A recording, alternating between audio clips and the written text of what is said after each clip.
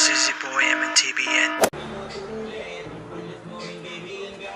Yo guys, this is your boy MNTBN up for another video! And today's video...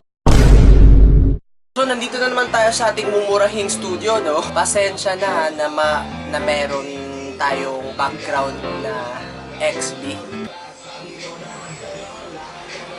Kasi yung kapitbahay mo, 'di ba? Meron ka naman talagang kapitbahay na yung mga music, no? Ano nga bang gagawin natin ngayon? So today's video, guys, have you heard the Netflix series 13 Reasons Why? I know you heard it, and a lot of you are kinda hooked up or nanunood talaga sa 13 Reasons Why. So I'll just tell you na hindi ako nanonood ng 10 Reasons Why, guys. I don't know. Maganda siya. I like the fact na mystery siya. I like the fact that it is very, very amazing din. Maganda ang 13 Reasons Why.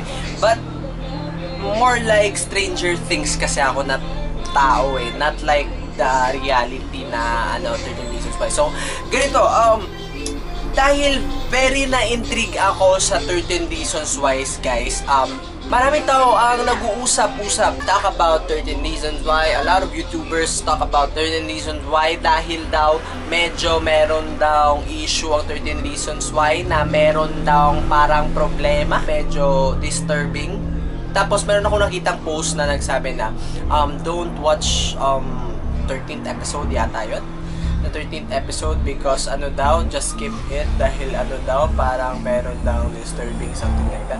So dahil sa out of curiosity ko, ayun na nga yung curious natin, no, dinadala talaga tayo sa kahit saan. So ngayon papanoorin natin yung scene sa, hindi ko sure kung anong episode, basta papanoorin natin ang scene ng episode 13 ng 13 Reasons Why.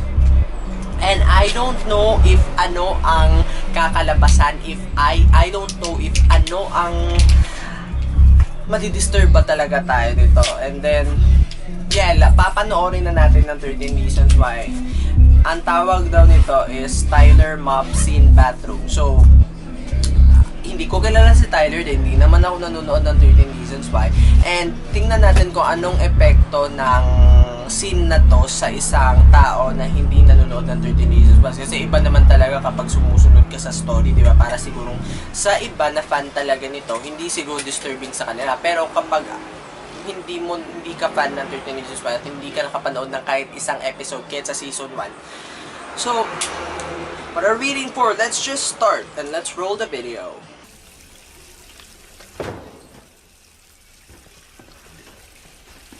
Why the fuck did you come back? I finished my program. Yung naghuhugas siguro ng kamay yun, siguro yung Tyler. Tapos, ano ba ito? Parang meron talaga something na nangyayari dito, ah. Yeah, you fucked up a lot of shit. I'm sorry about everything. If I hurt you in any way, They canceled our fucking season. I was acting out of a lot of anger and confusion, and I'm going to do better. Okay, and I hope that we can learn to talk to each other.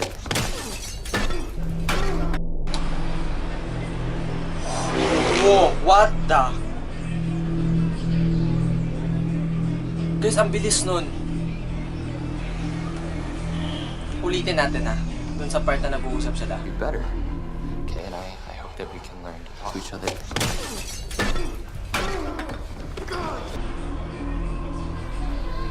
Is this a film? Is this true na sa Netflix ito makikita?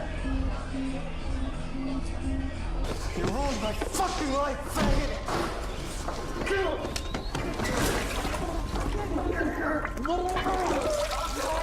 Please, I'm sorry. Hold it. I'm sorry.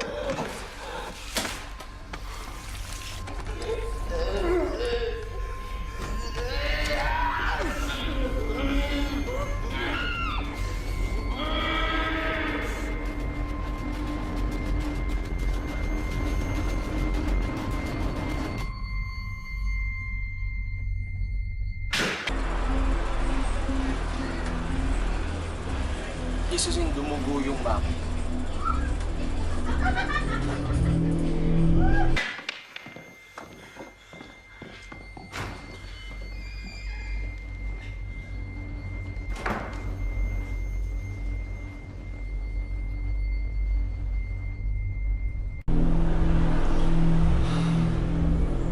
Okay guys, that's it. Wow.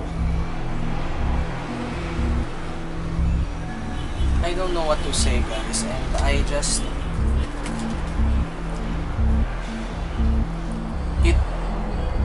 it's really disturbing. If fan ka man ng 13 Reasons Why,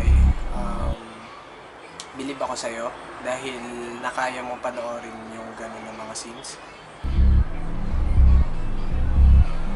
I don't know, it's just, if nakapanood ka kasi ng ganun, di ba, alam ko kung if ikaw na ngayon nanonood ka, there is something bothering dito sa, ano mo, di ba, yung parang mabigat, na parang, hindi mo kilala yung tao na yun. Like ako, hindi ko kilala yun.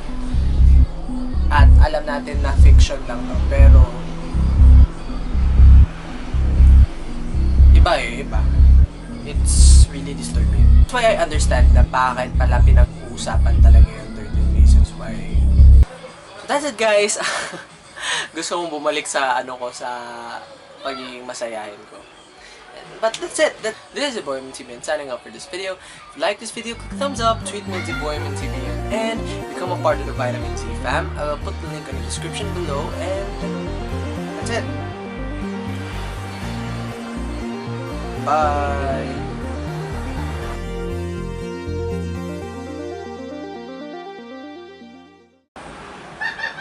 Coming at you.